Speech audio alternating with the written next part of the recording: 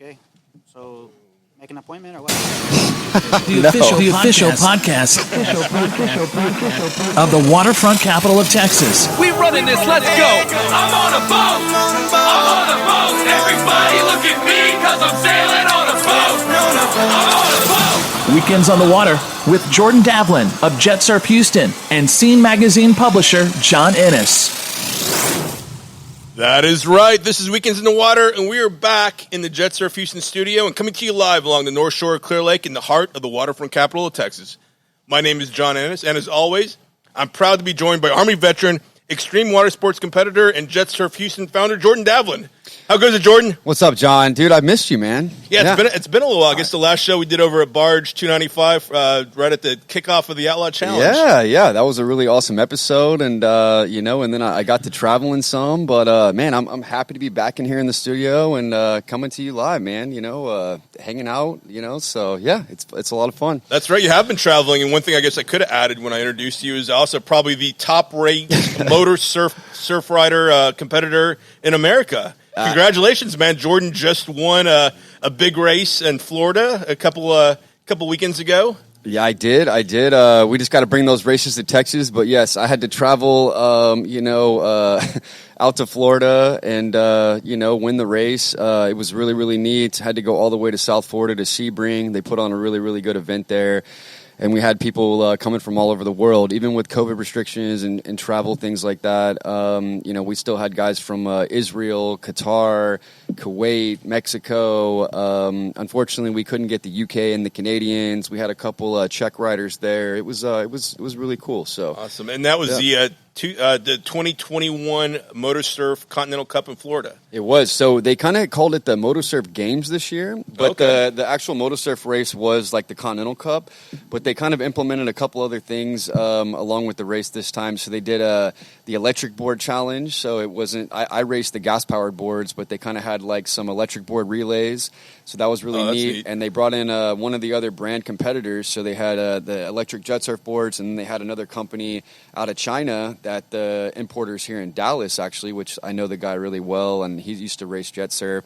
So that was really neat to see the electric boards on the water. There's never been an electric board race here in the States. And then they also, Jet Surf just launched a new product called the Jet Surf Skateboard. So they're actually involved in moto skate competitions now. So that's a whole nother thing. I didn't compete in that event. I wanted to make sure I didn't get hurt before the Jet Surf race. But that was really neat. And then they also did a relay race with the Jet Surf tubes. So you can put the kind of like the training wheels on the Jet Surf boards to kind of teach people how to ride them. And so it makes it easier to learn how to ride when you're going straight, but the turns aren't so great. So they think it's really fun to have guys race around buoys when they can't turn, and then you tag the next guy. And so they had a couple other races. So they called it MotorSurf Games due to that, and they had several different podiums. So there was like 4 different competitions. So I just won one of them. But yeah, it was super cool. And of course, we have to mention your teammate yes, AJ also brought home another trophy too. She did, yeah. So we definitely have to mention that. She raced really amazing. This is actually her second trophy. I've actually never been on the podium. This is her second time. We really thought she was going to be first or second, but it was a tough race. She was competing against some really fast girls from Mexico, and racing's tough. Anything can happen out there, but she was happy to bring a trophy home, represent Texas, Jet Surf Houston, so I'm really proud of her. She did a great job. So I was reading some of the media coverage. I guess AJ was first going into the final race, but the way the final race is, I guess it's weighted heavier. So it is, yeah. The final race, you get like 4 times the points, and so it can get really nitty-gritty until the finals. And just because you win the final race doesn't mean you win the event, but it definitely helps you, And then I guess you were in a heap of about 5 guys, but you won the final race. So no, there was more than 5. I don't know. Well, I mean 5 guys within like 5 points, or that we're all kind of jockeying. Yeah. Going into that final race, it was anybody's race, I guess. So the hobby class riders, I think they had like 15 to 20 guys. In pro class, we had like, I think 10 or 12 max. But yeah, going into the finals, there was only about 5 guys that probably had a chance to win the event, that were really close in the points, like you said. So Jordan from America, first place, a guy from Kuwait, or I think second or third, and another guy was from Mexico, right? Yeah, so I've never raced the Kuwait guys. They were really fast and really cool. They had a team of 6 or 7 guys there. So his brother won the hobby class. He won third in the pro men's. I don't think they had any ladies with them. And then a guy I've raced with several times, a really, really good kid out of Mexico. He really puts his heart into racing. He actually, won second place. And I think he really came to this event to, he thought he was coming home with the trophy first place, so he really tried, but I was able to get the points in the end. I think he had not a collision, but him and someone else bumped in one of the other heats, and I think they both fell down, and I think that kind of affected, their positioning in one of the heats. So, excellent. Well, man, congratulations. Well, I wanted to kind of talk about that right off the get go because that was pretty exciting news. But equally, and maybe even more exciting, is the guests we have. Actually, we have a couple guests in studio. But Jordan's been telling me about the Texas Adaptive Aquatics for a long time. Yes. And tonight we're honored with the presence of Gary Bolton. Hey, Gary, how are you doing, man? Hey, how's it going, guys? It's going great. Yeah, happy to have you here, Gary. Yeah, thanks for coming out to the studio and representing Texas Adaptive Aquatics. I represent a lot of things. It's true. Yeah, Gary's a volunteer and a representative, and he's been a big part of this charity organization for a long time that has everything to do with the water. So we're excited to highlight and talk about this show, and we couldn't have anybody here better than Gary to talk about that, who's been involved in it. Hey, I'm really thankful for y'all to have me on the show. I think this show is pretty cool. Well, thank you. I follow y'all time to time. I appreciate it. Time to time. All right. Well, some would argue we only do a show from time to time. Sure. Well, fair enough. Fair enough. But yeah, so Gary, you actually, one thing I've had a chance to visit with Gary a little bit. We're both Clear Lake High School products. Oh, yeah. The Falcons, huh? Yeah, Fighting Falcons. Yeah. Gary's a little younger than I. Surprise. Yeah. I'm the younger. Just a little bit. The younger underdog. Right. Younger underdog. 05.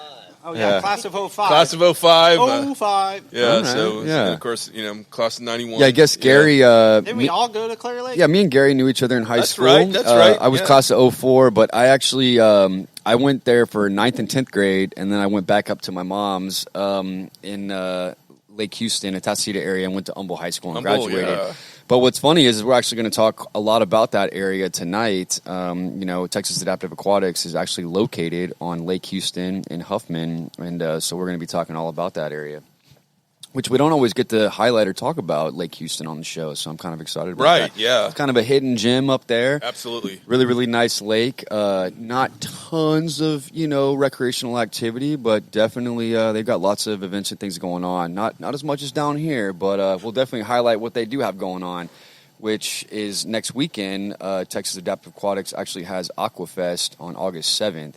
And that's going to be really, really neat. We'll talk more about some events they've done like that in the past. They do all sorts of events, but these are the main events they do where they actually get people on the water that normally would never be able to ski or boat or sail. And me and John have talked about another organization that does some stuff like this in the past, but Texas Adaptive Aquatics has been doing it for 30-plus years, so it's just an amazing organization. That's huge, And that's almost my whole life. Right? Yeah. Yeah, it was founded in 1989. Yeah.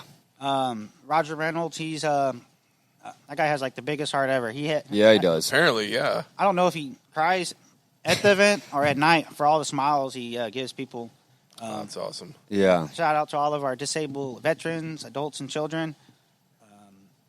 And all the volunteers, all the people that obviously all have big hearts that volunteer their time to make this happen, right? Yeah. He's Yes, worked sir. with so many people. Yes, sir, exactly. I wish he could be here tonight. I guess I got to do the outreach for him. Hey, you're pinch hitting, man. Yeah, he's doing, he's got things to tend to, man. Work's got to be done, and, he's always driving to help, the handicapped and disabled get out there, man. So, But it's good to have a Clear Lake boy in the house. Yeah, we call it handy capable. That's right. There Yeah, absolutely. That's awesome. Yeah. So I mean, Gary, do you mind telling us a little bit about your story or a little about yourself? Yeah, let's or, talk about that. Just or how you got involved with well, I guess we'll call it TAA. It's kind of I think what they picked up on the abbreviation. Yeah. You know what? When you get acquainted to good people in the community and you see good things, you want to be a part of those things. And growing up, I was always the friend or whatever that I could help people.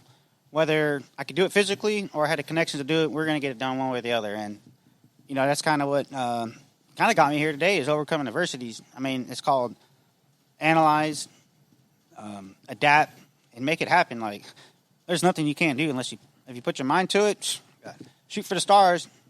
Maybe you'll end up on the moon one day. Yeah, it's a winning attitude, man. Absolutely, man. That's a great way to think about it. Absolutely. Like you said, tell me a little bit about yourself, or tell you about myself. There's a lot to digest and share about, but I guess I keep it kind of quaint. I have a sincere passion for water sports, including boating, water skiing, my favorite, wakeboarding, and, well, my next goal is to get on a jet surfboard. Yeah, there you go. Yeah, we're trying to make it happen. Awesome. So I know we're going to have to modify some things, and thanks to Roger Reynolds, he thinks I'm crazy. Like, dude, you haven't even been in the water in a while. You're just going to jump on a jet surf? It's like, yeah, pretty much. Aim high. But my friend right here, Jordan Davin, I see what he does for the community, for the kids, and everybody out here, the adults that want to get on the water. Maybe don't have a boat, a jet surf. I mean, you could probably run that thing all day for $5. If you get to feel at a gas station. I don't know about on the water. Hey, what kind of engine is it? It's got a 2-stroke 90cc or 100cc motor in it, built by MSR Racing, Martin Schuler Racing. They're famous from go-kart engines and things like that. So yeah, it's got a nice little motor in it. Yeah, go-karts, man, that brings back some old days. yeah. Oh man. Well, like I said, thank you for having me here. I could have done a lot of other things, but I had to cancel them to be here for my people. And if it wasn't for my great friends that encouraged me to come here, never mind drive my van. That's not, well, I can't really drive it yet. They don't have hand controls. People are wondering, what are hand controls? Well, a little bit about me. I am a paralyzed quadriplegic. I look at it as an advantage in this world. Nice. I never thought I would see a 360 of life. Yeah. One day you're running track, thinking you're going to end up, with medals, whether you're running track in high school or college. I was a guy that was filling out all the opportunities, whether it's track, football. My favorite was leaving school to go boating with my friends out here in Clare Lake.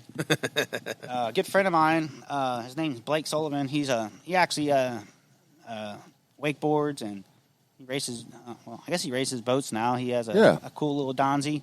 Okay. Nice. But we'll get to that in a little bit. Sure. Yeah, Gary's very connected in the speedboat scene as well. So yeah, that'll be fun to talk about. Hey, I like to hear him. I like to watch him.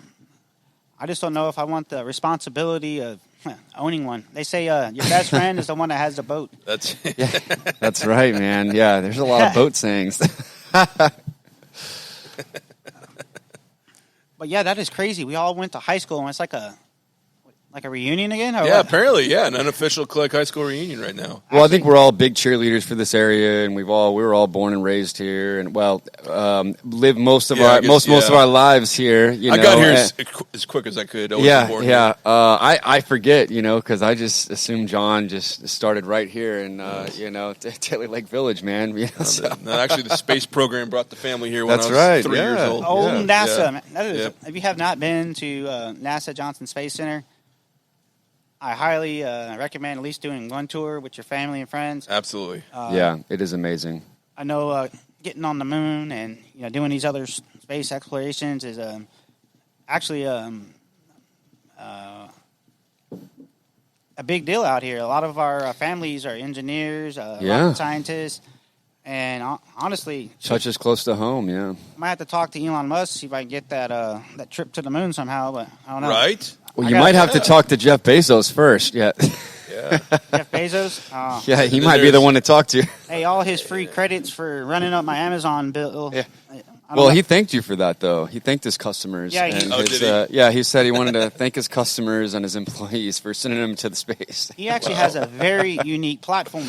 Amazon is like, wow, it took over everything. Oh, yeah. Basically, it's Amazon's world, and we're all in it, right? I'm telling you. I mean, for some of the entrepreneurs and small businesses, they had to, shut down. Yeah. Yeah, you don't want to go in business. You don't want to compete with Amazon or Walmart or Academy. Or there's certain businesses you just want to have to compete with. Hey, it's better to have them as your ally than your competitor because, man, you got a lot to. Yeah, it's tough.